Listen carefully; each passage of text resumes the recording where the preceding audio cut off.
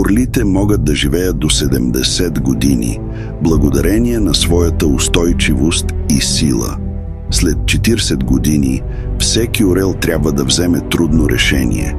Неговите нокти вече не са достатъчно остри за лов. Клюнът му става извит и тъп, а перата му стават износени. След 40 години всеки орел има два избора – или да умре, или да премине през болезнена промяна.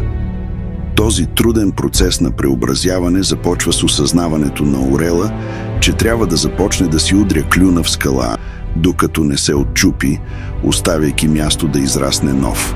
След като получи новия си клюн, орелът с него продължава с изтръгването на старите си нокти, които също се заменят с нови. Следва отстраняването на старите пера и на тяхно място поникват нови. Този болезнен процес продължава 150 дни. След като направи това, орелът получава нов живот. В живота ти ще възникват много трудности, но преодоляването им разкрива красотата и съкровищата на живота. За да знам, че си изгледал видеото до тук, напиши 100 в коментарите.